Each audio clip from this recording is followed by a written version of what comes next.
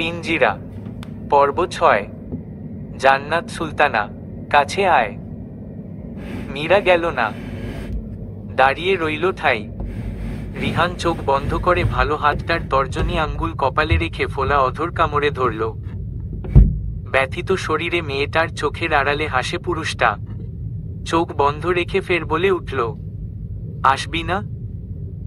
মীরা মাথা নাড়ে, যার অর্থ না। একটু আগে মেয়েটা ফ্রেশ হয়েছে, শাড়ি চেঞ্জ করে 3 পিস পরেছে। রেহনুমা মীরাকে খাবার খাইয়ে দিয়ে তারপর রাত 8টার দিকে সবাই চৌধুরী বাড়ি চলে গিয়েছে। এখন হসপিটালে শুধু মীরা আর আতিক চৌধুরীর একজন অ্যাসিস্ট্যান্ট রয়েছে। অ্যাসিস্ট্যান্ট বাহিরে রয়েছে, যে কোনো প্রয়োজনে সে হাজির থাকে। মীরা দূরে দাঁড়িয়ে তাকিয়ে আছে রিহানের দিকে।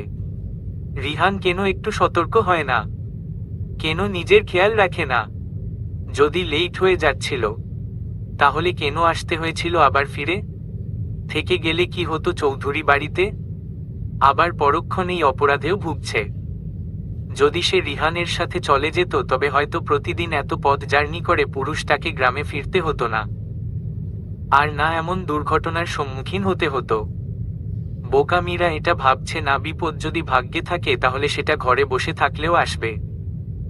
আল্লাহ যা করে ভালোর জন্য করে, কিন্তু বিপদে পড়লে মানবজাতি এটা ভুলে বসে শুধু আফসোস আর আফসোস মুখে লেগেই থাকে, যেটা করা মোটেও ঠিক না। বিপদ যদি উপরালা দিতে পারেন তাহলে সেই বিপদ থেকেও তিনিই উদ্ধার করবেন, কিন্তু আমরা আল্লাহর উপর বিশ্বাস হারিয়ে ফেলি, আফসোসের সুর তুলি। মীরার হয়তো বর্তমান এমন অবস্থাই হয়েছে। রিহানের ফোন কোথায় জানা নেই কারোর। মীরার ফোন শেখ বাড়িতে ছিল, এটা আনা হয়েছে বিকালে, এখন এটা চার্জ দেওয়া। রিহানের বেডে কাছে ফোনটা অনবরত বেজে চলছে। মীরা জানে রিহান কল ধরবে না, খুব সাবধানে গিয়ে ফোনটা রিসিভ করল। কানে ধরতে কোকিয়া বেগম কথা বলল। খবর পেয়েছে মীরা নিজেকে দোষারোপ করছে রিহানের এমন অবস্থার জন্য, যেটা করা একদম অনুচিত। কত কিছু বলে মেয়েকে বোঝালো, আল্লাহ যা করে ভালোর জন্য করে। এসব নিয়ে যেন নিজেকে দায়ী করে রিহানকে অবহেলা না করে। মীরা মন দিয়ে শুনে শুধু হুয়া হ্যাঁ করে ফোন রাখল। রিহান তখন চোখ উল্টে তাকিয়ে আছে মীরার দিকে। ব্যথা হচ্ছে চোখে, তবুও তাকিয়ে আছে। মীরা থমথম খেল, 2 কদম পেছনে এসে রিহানের সামনে দাঁড়ালো। নিজের একটা হাত বুকের কাছে ব্যান্ডেজটার উপর রাখে। গত পরশু এই বক্ষ একদম ভালো ছিল।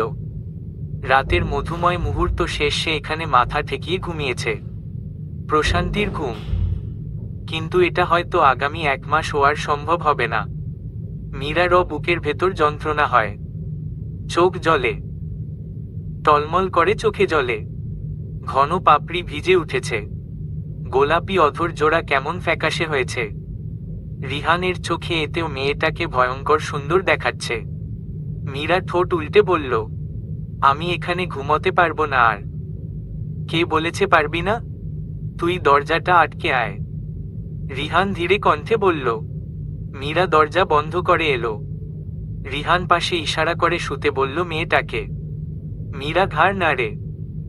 রিহান জানে তার সমস্যা হবে ভেবে মেয়েটা সেই জন্য সারা রাত বসে থাকার প্ল্যান করেছে। যদিও চাইলে সোফায় শোয়া যাবে, কিন্তু মীরা যে সেখানে যাবে না ভালোই জানা রিহানের। অনেকক্ষণ চুপ করে দাঁড়িয়ে রইল মীরা। রিহান শুধু তাকিয়ে আছে ওর মুখের দিকে, যা দেখে মীরা অপ্রস্তুত হচ্ছে। পায়ের জুতা খুলে উঠে বসে, দেহ ছিমছাম গরমের হওয়ার সুবাদে খুব সহজে শুয়ে পড়তে পারে, কিন্তু এদিক ওদিক কোনো দিক হওয়ার চান্স নেই। যদি নড়াচড়া করতে হয় তবে রিহানের দিকে চাপতে হবে, যেটা মীরা চাইছে না। রিহান ভালো হাতটা দিয়ে মীরারও মাথাটা কাত করে দিল। এরপর নিজেও একটু আর হয়ে শুয়ে তাকিয়ে রইল মীরারও মুখের দিকে। মীরা অল্প সময়ে চোখ বন্ধ করে লজ্জায়। এত দেখার কি আছে ভেবে পায় না মেয়েটা। আজ ভোরে এসে বাংলাদেশ পৌঁছেছে কাজল ইফাত শিশির। সোজ হসপিটালে এসে পৌঁছালো সকাল 8টা বাজতে বাজতে। আজ রিহানকে বাড়ি নিয়ে যাওয়া হচ্ছে। এই 1 সপ্তাহ হসপিটালে থেকে রিহান অতিষ্ঠ। সে নিজের রুমে থাকবে, নিজের বিছানায় থাকবে। তার মধ্যে অন্যতম একটা কারণ হচ্ছে হসপিটালের মীরা খাবার খেতে পারে না, ঘুমায় না। মেয়েটাকে কতবার করে সবাই জোর করে ও বাড়ি নেওয়ার জন্য রাজি করাতে পারছে না। রিহান তাই বাড়িতে নিজেই চলে যাবে। এতে অবশ্য মীরা খুশি হয়েছে। হসপিটালের নার্সগুলো আরো বেশি ছোকছোক স্বভাবের। মীরারও একদম ভালো লাগে না মেয়েগুলোকে। ডিপ্লোমা করা 3টা মেয়ে হয়তো ইন্টার্নশিপ করে বর্তমানে। বয়স কম ডক্টর যখন চেক করতে আসে তখন ওরাও আসে, আর তখন কেমন অসুস্থ রিহানকে চোখ দিয়ে গিলে খায়। তার সাথে লজ্জা যেন একজন আরেকজন গুতাগুতি করে। মীরারও তখন রাগে দুঃখে কাঁদতে ইচ্ছে করে। ওরা কি দেখে না পুরুষটা বিবাহিত, তার স্ত্রী আছে। এভাবে পরপুরুষকে দেখার কি আছে ভেবে মীরা হতাশ। শুধু রিহানের জন্য কিছু বলতে পারে না। চুপচাপ যতক্ষণ ওরা থাকে ততক্ষণ একদম রিহানের সাথে ঘেঁষে দাঁড়িয়ে থাকে। বয়স্ক ডক্টরটা তখন মীরারও মুখের দিকে তাকিয়ে মুচকি হাসে শুধু। কিন্তু আজ শিশির এসে মীরাকে সাইডে নিয়ে এটা সেটা জিজ্ঞেস করতে লাগলো। ভালো করে দেখলো, হা হুতাশ করে দুঃখ প্রকাশ করে। এদিকে মীরা অসহায়। সে জানে এই 8 দিনে তার অবস্থা খুব অবনতি হয়েছে। শরীর শুকিয়েছে, চাপা ভেঙে গিয়েছে, চুল উসখুস, ফ্যাকাশে মুখ, ক্লান্তিত চোখ, দুর্বল শরীর। এদিকে ডক্টর যেতে একজন নার্স ইফাদের কাছে গেল। শিশির বিষয়টা লক্ষ্য করে তাচ্ছিল্য হাসে। ইফাদ নার্সটার সাথে কথা বলে শিশিরকে এভাবে তাকাতে দেখে থমথম খেল। বিষয়টা বুঝতে 1 সেকেন্ড সময় লাগলো। মেয়েটা নিশ্চয়ই আবার তাকে ভুল বুঝচ্ছে। নার্সকে মেকি হেসে বিদায় দিয়ে দ্রুত কদম ফেলে এদিকে এলো। কেবিনে তখন কাজল রিহানের সাথে কথা বলছে, আর মীরা শিশির সোফার কাছে দাঁড়িয়ে আছে। ইফাদ ওদের কাছে গিয়ে ঝটফট বলে উঠল, আরে নার্স, আমার কথা না, রিহানের ফোন নাম্বার চাইছো। বলতে গিয়ে মাঝপথে থামে ইফাদ। শিশির ভ্রু কুঁচকে নিল। ইফাদ একবার শিশির তো একবার মীরা, আবার রিহানের দিকে তাকায়। রিহান বিরক্তি নিয়ে তাকিয়ে আছে, আর মীরা খুব শান্ত। ইফাদ হুট করে নিজের মুখের ভেতর তর্জনী আঙ্গুল ঢুকিয়ে দাঁত দ্বারা কামড়ে ধরল। বাচ্চাদের মতো ঠোঁট উল্টে বলে উঠল, উফ, মিস্টেক, আমার বিয়ে ভেঙে গেল। শিশির পিটপিট করে তাকায়। মীরা কৌতূহল নিয়ে তাকিয়ে আছে।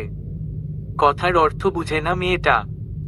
এর মধ্যে রিহান দাঁতে দাঁত চেপে চিবিয়ে চিবিয়ে বলে উঠল, হ্যাঁ, একদম ঠিক ধরেছিস, ফাজিল। কাজল ইফাদকে যেতে বলে। যেখানে যাবে শুধু ঝামেলা। ইফাদকে রিসেপশনে গিয়ে সব ফর্মালিটি পূরণ করতে বলে সে রিহানের হসপিটালের পোশাক বদলে দিতে নেয়। রিহান নাকচ করে দেয়। শিশির বাইরে যায়। কাজল ও ব্যাগপত্র নিয়ে পেছনে আসে। মীরা রিহানকে সাহায্য করল, আর লজ্জায় লাল নীল হলো। যদিও হতো না, তবে রিহান বিরক্ত করে মেয়েটাকে। পেটে হাত দেয়, চোখে ফু দেয়, ঠোঁটে আঙ্গুল দিয়ে স্লাইড করে। মীরা মহা বিরক্ত। দাঁতে দাঁত চেপে কাজ শেষ করে রিহানকে নিজের এক কাঁধে ভর করে রুমের বাহিরে নিয়ে আসে। এরপর বাকি পথ কাজল নিল গাড়ি পর্যন্ত। ওরা শেখ বাড়ি চলে এসছে। রিহান কিছুতেই গেল না চৌধুরী বাড়ি। মীরা এটা নিয়ে বেশি ঘাটল না। তারা বাড়িতে এসছে সেই 11টা বাজে। এসছে পরে মীরাকে কিছু করতে দিচ্ছে না রিহানের মা চাচি। তারা নিজেরাই রিহানের খেয়াল রাখছে। দুপুরে খাবার রিহানের মা নিজে ছেলেকে খাইয়ে দিয়েছে, আর ঔষধ সব কাজল। আর কোকেয়া নিজের মেয়ের খেয়াল রাখছে। যদিও রিহান এর ও সেবা সুযোগ পেলে করছে, তবে মেয়ে তার ভীষণ আদরের, ভালোবাসার মানুষের শেষ চিহ্ন। এই মেয়ের দিকে তাকিয়ে ভালোবাসার মানুষ তার কথা ভেবে তার শেষ স্মৃতি আঁকড়ে ধরে রূপ যৌবন সব শেষ করে দিয়েছেন। সেই মেয়েকে 1 সপ্তাহ দেখতে পায়নি, ছুতে পারেনি। মায়ের মন অস্থির। পুরো বিকেল কোকেয়া মেয়েকে গোসল খাওয়া, চুল শুকিয়ে মাথায় তেল লাগিয়ে দেওয়া, সব করল। এরপর রিহান এর ও খোঁজ নিল, কিন্তু মীরা এলো না। রাতের খাবার নিয়ে এরপর সে রুমে এলো। রিহানের চেপে রাখা ছটফটানি মেয়েটাকে দেখে আরো কয়েকগুণ বাড়ল। মীরা খুব শান্ত, তবে মুখের ভাবভঙ্গি গম্ভীর। খাবার থেকে শুরু করে ঔষধ দেওয়া সব মেয়েটা নীরব থেকে করল। রিহান অস্থির। এখন 2 হাতই ঠিক আছে তার, শুধু বুকের আর পায়ের প্লাস্টার রয়েছে, নয়তো আর কোনো আঘাত নেই। তাই খুব সহজে মীরাকে ধরতে পারে। 2 হাতে জড়িয়ে ধরে বসা অবস্থায় মীরা দাঁড়িয়ে আছে, পেটে মুখ গুজে রিহান বলে উঠল, রেগে আছে কেন আমার জান? মীরা এই প্রশ্ন সম্পূর্ণ অগ্রাহ্য করে। বুকের ভেতর টিপটিপ শব্দ হয় রিহানের কণ্ঠে। তবে পরপরই নিজে অদ্ভুত প্রশ্ন করল, আপনি আর একটু অসুন্দর হলে কি এমন ক্ষতি হতো রিহান ভাই? কার কিসে ক্ষতি হয় জানি না, কিন্তু তুই যে আমাকে ভাই ডাকিস এতে আমার বিরাট ক্ষতি হয়। রোমান্টিক মুড নষ্ট করতে যথেষ্ট বেয়াদব মেয়ে কোথাকার। রিহান ধমক দিয়ে বলে। মীরার হাসি পায়। রিহান ওর কামিজ সরিয়ে উন্মুক্ত করে পেট, সেখানে কামড়ে ধরে দাঁত দিয়ে। মীরা ব্যথায় আর্তনাদ করে উঠে, অস্ফুটে মুখ দিয়ে বেরিয়ে আসে, অহ। রিহান তখনও মুখ গুজে আছে সেখানে। মীরা মোচড়ামুচড়ি করে, লাভ হয় না। রিহান ওর কোমর চেপে ঘনিষ্ঠ করল আরো মেয়েটাকে নিজের সাথে। এরপর ওর চোখের দিকে তাকিয়ে রাগী কণ্ঠে বলে উঠল, ভাই ডাকার শাস্তি। সুস্থ থাকলে তোর খবর ছিল আজ। বেয়াদব। শাহনাজ অন্ধকারে এদিক ওদিক তাকালো। সন্ধ্যা পেরিয়ে অনেকটা রাত হয়েছে। কাজল গ্রামে আছে, দেখা করবে বলেছে। কতদিন পুরুষটাকে সচক্ষে দেখে না, আজ 5 মাস পর দেখবে। কিন্তু এখনো আসছে না দেখে শাহনাজের মনটা একটু একটু খারাপ হলো। কিন্তু আসবে শাহনাজ জানে, কাজল যখন একবার আসবে বলেছে তার মানে আসবে। শাহনাজ অস্থির হয়ে বারবার এদিক ওদিক তাকাচ্ছে। ঠিক তক্ষুনি কাজল এসে হুট করে ভাউ করে উঠল। শাহনাজ আকস্মিক ভয়ে চমকে উঠল। ব্যালেন্স ঠিক রাখতে না পেরে পড়ে যাচ্ছিল, কিন্তু কাজল ধরে নিল। বেশ নিকটে চলে এলো দুজন। কাজল নিজেও বেচারা এখন ঘটনাটায় অপ্রস্তুত হয়ে গেল। শাহনাজের অস্বাভাবিক শ্বাস প্রশ্বাসের গতিবিধি লক্ষ্য করে কাজল দূরে সরে দাঁড়ালো। শাহনাজ ছাড়া পেয়ে নিজেকে সামলে নিল। বহুদিন পর তাদের সাক্ষাৎ। কিছুটা লজ্জা অস্বস্তি হচ্ছে দুজনের। জোরতা সংকোচ ভেঙে শাহনাজ জিজ্ঞেস করল, কেমন আছেন? কাজল 2 হাত ছড়িয়ে 2 দিকে মেলে ধরল। আকাশ পানে তাকিয়ে মুচকি হাসল। এরপর আবার শাহনাজের দিকে তাকিয়ে মিহি স্বরে বলে উঠল, এই মুহূর্তে কেমন আছি বলতে পারছি না, তবে এতদিন ভালো ছিলাম না। শাহনাজ ঠোঁট টিপে হাসে, এরপর চঞ্চল হল। হাতে ওড়নার কোণ প্যাঁচাতে প্যাঁচাতে রিনরি নিয়ে জিজ্ঞেস করল, আমাকে জিজ্ঞেস করলেন না? তুমিও ভালো ছিলে না? অন্ধকারে শাহনাজের দিকে এক দৃষ্টিতে তাকিয়ে থাকে কাজল। শাহনাজ নাকচ করে কাজলের জবাবকে, বলে উঠল, একদম ভুল কথা, আমি ভালো ছিলাম। কাজল অধর এলিয়ে হাসে। মেয়েটা মজা করছে তার সাথে। শাহনাজ নিজেও হাসে। নীরবতা চলে অনেক সময়। আবছা আলোয় তাকিয়ে আছে কাজল শাহনাজের মুখের দিকে। শাহনাজ দৃষ্টি নিচের দিকে, তবে একটু পর পর তাকাচ্ছে কাজলের দিকে। চোখে চোখে যেন কথার আদান প্রদান করছে 2 কপোত কপতি।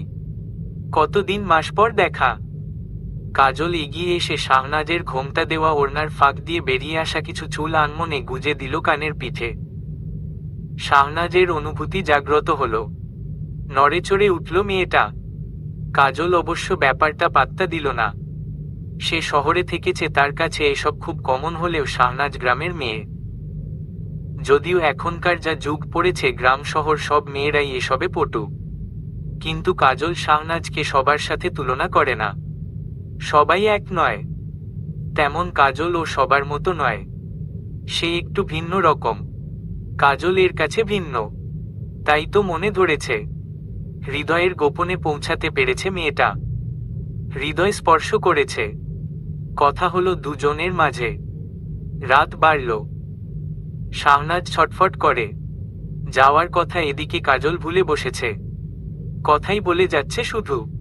কত কাহিনী। সুইজারল্যান্ড কি করেছে, কি হয়েছে, সব। শাহনাজ শুনে কাজল চুপ করতে শাহনাজ মিনমিন করে বলে, বাড়ি যেতে হবে, বেশি দেরি হলে আম্মা বকবে। কাজলের হঠাৎ মনে হলো সত্যি অনেক রাত হয়েছে, তবুও সে কথার প্রসঙ্গ পাল্টে বলল, রিহান সুস্থ হলে বাবাকে নিয়ে তোমাদের বাড়িতে যাব। আম্মা কাল জিজ্ঞেস করেছিল এ ব্যাপারে। শাহনাজ জানালো। কাজল ঘাড় নাড়ে, বলে, বলে দিও তুমি, এখন বাড়ি যাও। শাহনাজ মাথা দুলিয়ে আচ্ছা বলে হাঁটা ধরে। 2 কদম এগুতে কাজল পেছনে থেকে ফের ডেকে উঠল, শোনো। শাহনাজ অবাক হলো, পেছনে ফিরে তাকিয়ে দেখল একটা কিছু আছে কাজলের হাতে। কাজল একটু এগিয়ে এসে শাহনাজের হাতে দিল সেটা, একটা ফুল। আচমকাই বলে উঠল, ভালোবাসি শাহনাজ। এরপর মুচকি হেসে সামন চলে গেল। অন্ধকারে মিলিয়ে গেল পুরুষটা। শাহনাজ বিস্ময় নিয়ে তখনও দাঁড়িয়ে আছে। মিনিটখানেক সময় পর ঠোঁটের কোনায় মিষ্টি এক হাসির রেখে ফুটে। ফুলটা নাকের কাছে নিয়ে গন্ধ শুকে। এরপর মুখে মুচকি হাসি নিয়ে বাড়ির ভেতর চলে গেল। রাতে ঘুম ভেঙে মীরা দেখল রিহান ওর দিকে তাকিয়ে আছে। অবাক হলো। অপ্রস্তুত ভঙ্গিতে উঠে বসে চোখ কচলে দেয়াল ঘড়ি দেখল। রাত তখন 2টার কোঠায় পৌঁছেছে। রিহান তখনও ওর দিকে অপলক তাকিয়ে আছে। মীরা অবাক হয়ে জিজ্ঞেস করল, আপনি জেগে আছেন কেন রিহান? কথার মাঝে হঠাৎ করে মীরা থামল। অসহায় বোধ করল নিজেকে। ভাগ্য ভালো ভাইটা বলতে গিয়ে বলেনি। সন্ধ্যায় যা ধমক দিয়েছে রিহান, এখন আর সাহসে কুলোয়নি ভাই বলতে। রিহান ঠোঁট বাঁকিয়ে হাসল। সন্ধ্যার ঔষধ তবে কাজে দিয়েছে। মীরা আবার জিজ্ঞেস করে, আপনি এভাবে জেগে আছেন?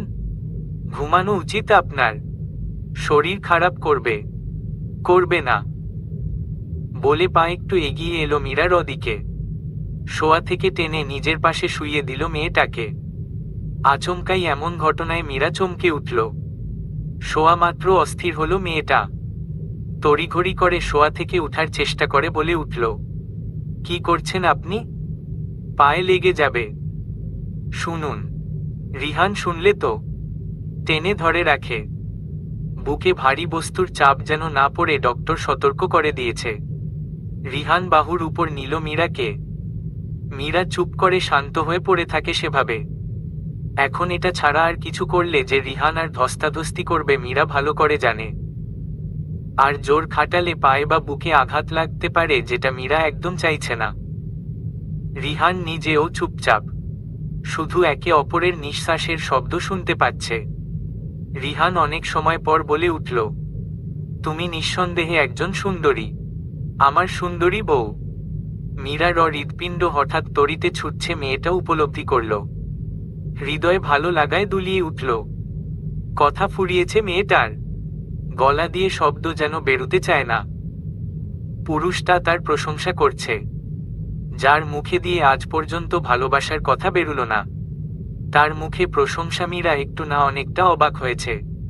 লাগামহীন কাজকর্ম পুরুষটা প্রায়ই করে।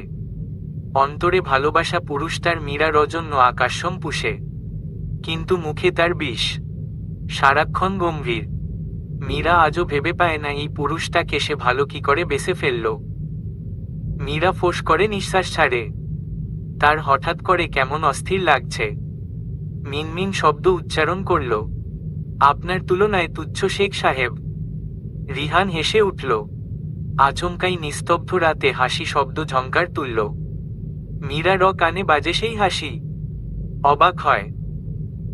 রাতের স্বল্প অন্ধকারে দারুণ সেই হাসি মীরার চোখে বড়ই চমৎকার দেখালো।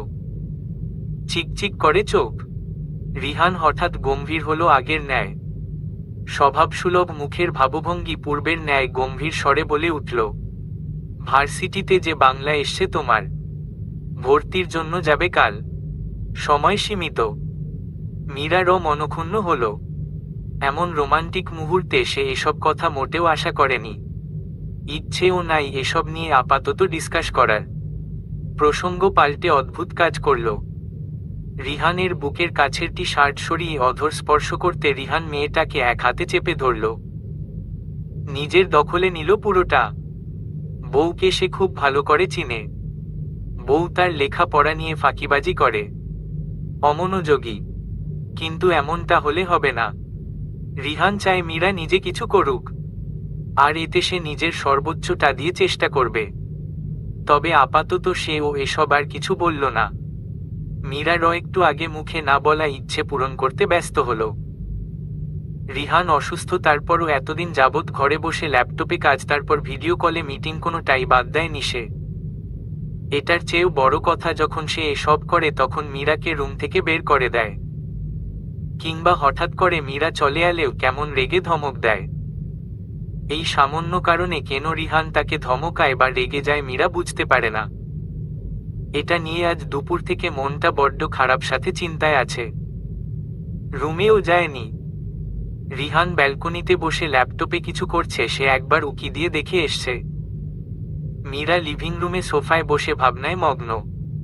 কোকে আজ সপ্তাহ খানিক আগে বাড়ি ফিরে গিয়েছে। স্কুল যেতে হয়। মায়ের স্কুলের কথা মাথায় আসতে মীরার নিজের পড়ালেখার কথা মনে পড়ল। মায়ের শরীর, দাদির শরীর ইদানিং ভালো যাচ্ছে না। মীরা কি মনে করে উঠে রুমের দিকে অগ্রসর হয়। বই খাতা বের করে লিভিং রুমে এসে সোফায় পড়তে বসল। বেরিয়ে আসার সময় অবশ্য রিহান ওর দিকে রাগী চোখে তাকিয়েছিল। মীরা ভাবল হয়তো রুমে এসছে, সেই জন্য এমনভাবে তাকিয়েছে। এটা ভেবে আরো কান্না পায় মেয়েটার। তবে মন শক্ত করে অনেক সময় পড়ল। 2 দিন আগে কাজল ওকে ভর্তি করে দিয়েছে, আর গতকাল সে ঢাকা ফিরেছে, কারণ আগামীকাল তারা শাহনাজের বাড়িতে আসবে। মীরা ভাবল আজ রাতে রিহানের সাথে কথা বলবে। কেন হঠাৎ এমন ব্যবহার করছে বুঝতে পারছে না। আশার যখন এসব ভাবছিল তখন শিশির এলো। দুপুরে খেতে আসেনি। মীরা শিশিরকে নিয়ে ডাইনিং টেবিলে গেল। শিশির অবশ্য বলল কাজের মহিলাকে বলবে, কিন্তু মীরার এটা ভালো লাগেনি। মেহমান শিশির এ বাড়ির, তার যত্ন আত্তি করা দায়িত্ব তার। শিশিরকে বসিয়ে খাবার আনতে গেল মীরা। এরপর শিশিরকে খেতে দিয়ে পাশে বসল। শিশির খাবার খেতে লাগলো। মীরা কিছু সময় চুপ থেকে হঠাৎ বলল, ইফাত ভাইয়া কাল রাত থেকে খাবার খাচ্ছে না। শিশিরের হাত মুখ সব থেমে গেল। স্থির হয়ে বসে রইল। মিনিটখানেক সময় পর উঠে হনহনিয়ে উপরে গেল।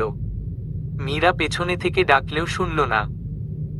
মীরা নিচে অস্থির হয়ে পায়চারি করতে লাগল। তার ঠিক কয়েক মিনিট পর মীরা হতভম্ব হয়ে গেল। শিশির, ইফাত একসাথে আসছে। দুজনেকে দেখে মীরা স্বস্তি পায়। শিশির যা রাগী, কোনো অঘটন ঘটায়নি এটা ভেবে ফোঁস করে নিঃশ্বাস ত্যাগ করল। এরপর দুজনকে খেতে দিল।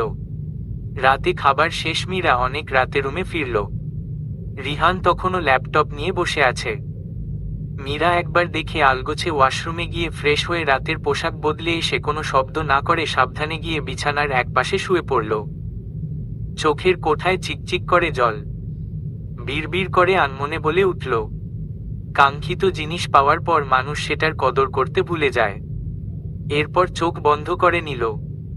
মনে মনে ঠিক করল এখন থেকে এসব নিয়ে মন খারাপ করবে না। পড়ালেখায় ফোকাস করবে।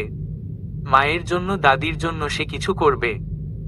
মাকে বেশি আর কষ্ট করতে দিবে না। এসব হাবিজাবি ভাবতে ভাবতে কখন যে ঘুমিয়ে পড়েছিল মেয়েটা। তবে শরীরে জড়ানোর পোশাকের মাঝের খণ্ডিত অংশ ভেদ করে পেটের উপর শীতল হাতের স্পর্শ পেতে তন্দ্রা ছুটে গেল। ঘাড়ে উষ্ণ নিঃশ্বাস আর গায়ে অল্পস্বল্প ভার অনুভব করে মেয়েটার বুঝতে বেগ পেতে হলো না এটা যে নিজের প্রাণপ্রিয় স্বামী। মীরা রিহানের স্পর্শে সায় দিল। রিহান ধীরে ধীরে বউকে নিজের আয়ত্তে নিল। নিজের সবটা দিয়ে বউকে ভালোবাসে। রাতের শেষ প্রহরে মীরা শাওয়ার শেষ যখন বেরিয়ে এলো, রিহান চাইল ওর চুলগুলো মুছে দিতে, কিন্তু মীরা দিল না। তাচ্ছিল্য হেসে বলে উঠল, আপনার যা চাই তা তো পাচ্ছেন, এর বেশি কিছু করতে হবে না আপনার। রিহান হতভম্ব। কি থেকে কি বলল মেয়েটা, কিছু আগামাথা বুঝে আসে না।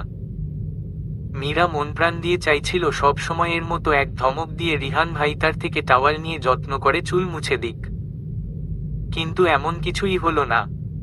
মীরার মন যাতে আরো ব্যতীত হলো। চোখ জলে, কান্না পায়। মীরা নিজেই চুল মুছে টাওয়াল রেখে এলো। এরপর বিছানায় এসে রিহানকে বলল, শুয়ে পড়ুন, আবার কাল কাজ করতে হবে তো। মীরা ভেবেছিল রিহান হয়তো এই কথাগুলো শুনে রেগে যাবে, মীরাকে ধমক দিবে, কিন্তু এবারও তেমন কিছুই হলো না। রিহান শুয়ে পড়ল পাশ ফিরে। মীরার কান্নাগুলো গলায় আটকে শ্বাসরুদ্ধ হলো। মুখে হাত দিয়ে কান্না চেপে রাখল।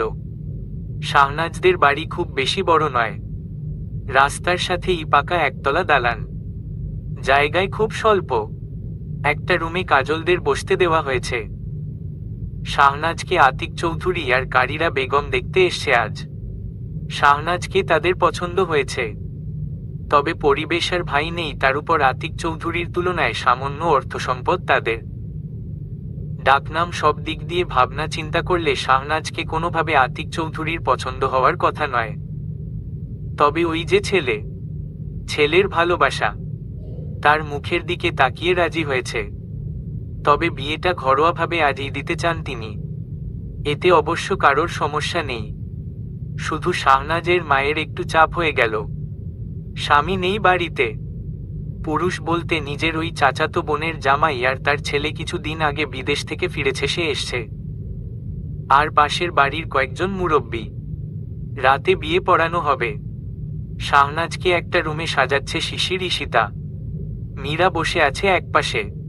এসবে তার মন নেই, মন তার উদাসীন।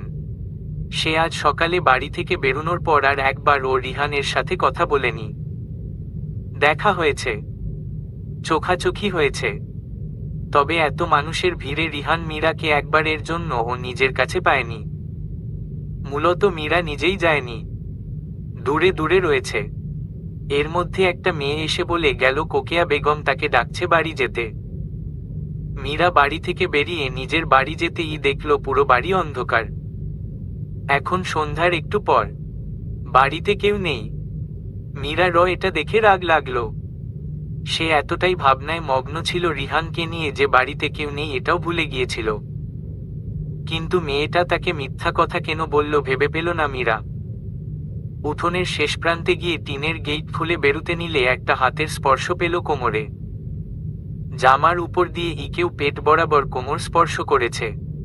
ভয় জমে গেল মেয়েটা, গা ঘিন ঘিন করে। মুহূর্তের মধ্যে মীরা ঝটকায় মেরে হাতটা সরিয়ে দিল। আবছা আলোয় একটা পুরুষালী অবয়ব দেখতে পেয়ে কঠিন স্বরে বলে উঠল, শিক্ষার অভাব রয়েছে? এভাবে কোনো মেয়েকে টাচ করার সাহস কোথায় পান? কে আপনি? বাড়ির ভেতর কি করে প্রবেশ করলেন? বলতে বলতে মীরা গেইটের বাহিরে গিয়ে রাস্তায় দাঁড়ালো। ছেলেটা কিছু বলতে যাচ্ছিল, তবে তার আগেই সেখানে এসে উপস্থিত হলো রিহান। সে অনেকটা জোরে জোরে শ্বাস টানছে।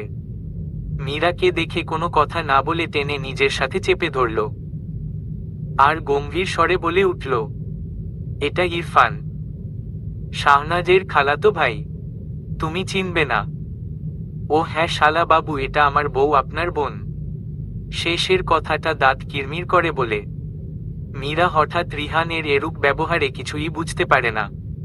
ওদিকে অন্ধকারের মাঝে ও ছেলেটার মুখ দেখতে না পেলে ও মীরা ঠিকই বুঝতে সক্ষম হলো ছেলেটা মীরার দিকে তাকিয়ে আছে। মীরা রিহানকে জড়িয়ে ধরে সমান তালে কেঁদেই যাচ্ছে। বেচারি ভয় পেয়েছিল। স্বামী ব্যতীত পরপুরুষের এমন বাজে স্পর্শ নিজের শরীরে মেনে নিতে পারছে না মেয়েটা। রিহান শক্ত হয়ে দাঁড়িয়ে আছে। মীরা তাকে জড়িয়ে ধরে রাখলে ও সে মূর্তির ন্যায় একদম সোজা। দুই হাত সে মুঠো করে রেখেছে। রাগে তার সবকিছু তছনছ করে দিতে ইচ্ছে করছে সব। শুধু বিয়ে একটু পর, সেই জন্য কিছু করতে পারছে না। মীরা হঠাৎ কান্না বন্ধ করে রিহানকে ছেড়ে দিয়ে রিহানের দিকে একবার অশ্রুসিক্ত নয়নে তাকিয়ে দৌড়ে বাড়ির ভেতর চলে গেল। রিহান পাশে একটা গাছে লাথি মারে। সে কতটা ভয়ঙ্কর হতে পারে এই রমণীর জন্য আতিক চৌধুরীর কোনো ধারণা হয়তো এখনো হয়নি। এরপর রিহান দ্রুত কদম ফেলে মসজিদের দিকে গেল।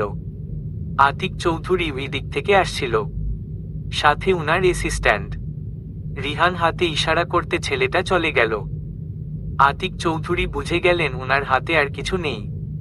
রিহান সব নিজের আয়ত্তে নিয়ে নিয়েছে। রিহান খুব শান্ত স্বরে জিজ্ঞেস করল, ইরফানকে আপনি কেন এনেছেন মিস্টার চৌধুরী?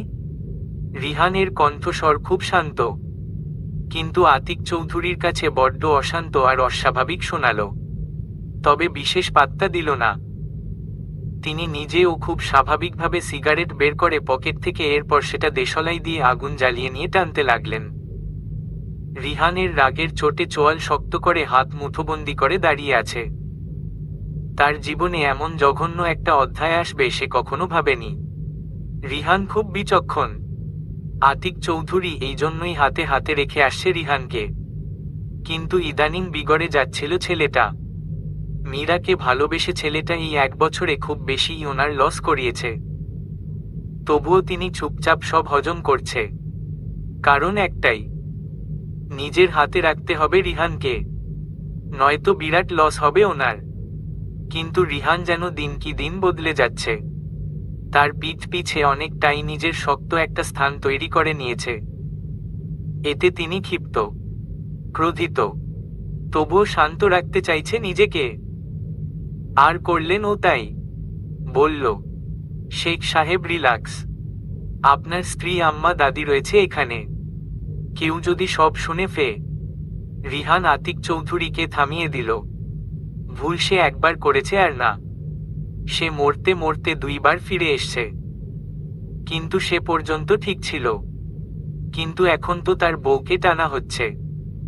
সে এবার এর একটা হেস্তনেস্ত করে তবেই ছাড়বে।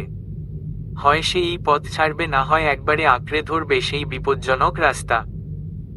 রিহান মাথা দুলাল। আতিক চৌধুরী ঘাবড়ে গেলেন। তিনি জানে রিহানের এই ঘাড় নাড়ার স্টাইল যে সাধারণ কোনো ইঙ্গিত নয়। রিহান ঠোঁট কামড়ে ধরে আছে, ডান হাত উঁচু তার। আতিক চৌধুরীকে কথা বলতে নিষেধ করেছে। সেই হাতটা নামিয়ে নিল। মাথা নাড়তে নাড়তে বলে উঠল, খুব বড় ভুল করলেন আপনি। আপনি এখন থেকে দেখবেন নিজের হাতে তৈরি করা পুতুলটা এখন থেকে কিভাবে আপনাকে নাচায়। বলেই রিহান 1 সেকেন্ড দাঁড়ালো না। এক হাত প্যান্টের পকেটে ঢুকিয়ে সোজা বাড়ির ভেতর চলে গেল। আতিক চৌধুরী পেছনে দাঁড়িয়ে দাঁত কিরমির করতে লাগলেন। সেভাবে রিহান এত দ্রুত নিজের ভালোটা বুঝে যাবে। কিন্তু ছেলেটার ব্যক্তিত্বের প্রশংসা না করলে নয়। যেমন তার কথাবার্তা তেমন তার চলাফেরার স্টাইল, সাথে বুদ্ধির তারিফ না করলেই নয়। তার ডুবন্ত বিজনেস কিভাবে দাঁড় করিয়েছে পুনরায়, এটার আশা তো তিনি ছেড়েই দিয়েছিলেন। তবে রিহান কিভাবে আবার সব ঠিক করে দিল। কিন্তু মাঝে ছেলেটা 2 বার মরতে মরতে বেঁচে এসছে। কিন্তু এতে তো তার কোনো দোষ নেই। রিহান নিজেই এতটা দ্রুত এগিয়েছে নিজের সাফল্যের দিকে যে এখন তার জীবন নিয়ে টানাটানি পড়ল। সেক্ষেত্রে হঠাৎ সবকিছু ছাড়তে গেলে ঝামেলা তো হবেই। এখন না আছে পিছু ফিরে আসার, আর না পারছে বেচারা সামনে যেতে। কিন্তু তিনি নিজের লস কিছুতেই করবে না। রিহানকে সে নিজের হাতে তৈরি করেছে আর নিজের মতো করেই রাখবে। আদৌ তিনি এতে আগের মতো সফল হবে কি না জানে না। আতিক চৌধুরী মুচকি হাসলেন। রিহানকে তিনি কিছুতেই হাতছাড়া করবেন না। এর জন্য যা করতে হয় তিনি তাই করবেন। মীরাকে রিহান এরপর পুরোটা সময় নজরে নজরে রাখল। ইরফানের সাথে মীরার বিয়ের কথা বলেছিল শাহনাজের মা। রিহান সে খবরও জানে। ছেলেটা সুবিধার না। রিহান রাগে ফেটে পড়ছে ভেতরে ভেতরে। যখন মীরা ওকে ধরে কান্না করছিল, ইরফান ওকে নোংরাভাবে টাচ করেছে, সেই জন্য রিহান তখন থেকে শুধু দাঁতে দাঁত চেপে রাগ নিয়ন্ত্রণ করে যাচ্ছে। শাহনাজ আর কাজলের বিয়ে খুব ভালো করে মিটল। খাওয়া দাওয়ার পর্ব শেষ। রাত 9টার দিকে ঢাকার উদ্দেশ্য রওনা দিল চৌধুরী পরিবার। শেখ বাড়ির তারাও ফিরে গিয়েছে। শাহনাজের মায়ের সাথে উনার চাচাতো বোন থাকবে। কাল তারা সবাই ঢাকা যাবে। শাহনাজ চৌধুরী বাড়ি দেখে বিস্ময় কিছু কোনো রকম প্রতিক্রিয়া দেখাতে ভুলে গেল। এত বড় বাড়ি আর এত গার্ড। শাহনাজ ভয়ে শিশিরের হাত জড়িয়ে ধরে আছে। কারিরা বেগম ছেলের বউয়ের মুখে তুলে খাইয়ে দিচ্ছে। ও বাড়িতে শাহনাজ কাঁদতে কাঁদতে বেহাল অবস্থা করে ফেলেছিল নিজের। খাবার খেতে পারেনি। কারিরা বেগম সবটা নজরে রেখেছিলেন। তাকে এতটা আদর করতে দেখে এতে শাহনাজ অনেকটা অকওয়ার্ড ফিল করলে ও বেচারি এটা ভেবে ভালো লাগছে এত সুন্দর মনের মানুষগুলো সে নিজের জীবনে পেয়েছে। রাতে 12:30টার দিকে শাহনাজকে বিয়ের সাজেই শিশির কাজলের রুমে রেখে গেল। কাজল রুমে বসেছিল। শিশির যেতেই ওর হাতে একটা শাড়ি দিয়ে বলে উঠল, ফ্রেশ হয়ে এসো, ওই দিকে ওয়াশরুম, কিছু প্রয়োজন হলে ডেকো, যাও। শাহনাজ মাথা নেড়ে চলে গেল।